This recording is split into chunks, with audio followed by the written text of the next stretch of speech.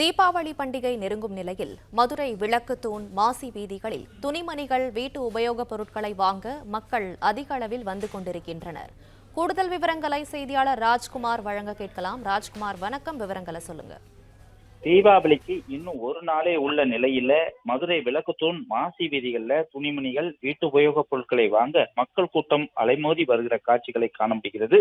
நாளை மறுநாள் தீபாவளி பண்டிகை கொண்டாடப்பட இருக்கிற நிலையில இன்னும் ஒரு நாளே உள்ள நிலையில மதுரை மாசி வீதி மற்றும் விளக்குத்தூண் பகுதிகளில் தீபாவளி பஜார் விற்பனையானது களைகட்ட தொடங்கி இருக்கிறது.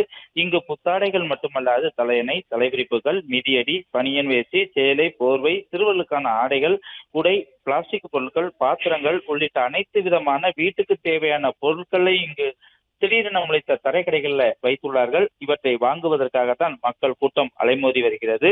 இந்த மதுரை மாநகர் பகுதிகளான கேக்குதூர், 3 மாவடி, ஐயர் பங்களா, தபால்தட்டி நகர், அண்ணா நகர், செய்யந்துபுரம், வில்லாபுரம் உள்ளிட்ட பகுதிகளில் இருந்தும் அதே போல புறநகர் பகுதிகளில் இருந்தும் குடும்பத்துடன் கூட்டமாக மக்கள் பொருட்களை வாங்க இங்கு குவிந்து வருகிறார்கள்.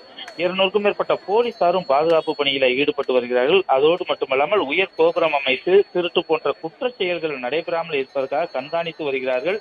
ஒலிபெருக்கி மூலமாகவும் அவர்கள் விழிப்புணர்வு ஏற்படுத்தி வருகிறார்கள்.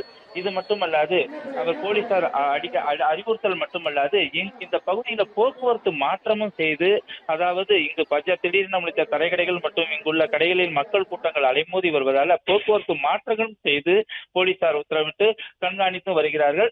பிளே ஸ்டோர் மற்றும் ஆப் ஸ்டோரில் இருந்து பாலிமர் செயலியை QR கோடு மூலம் பதிவிறக்கம் செய்யுங்கள். செய்திகளை உடனுக்குடன் பெறுங்கள்.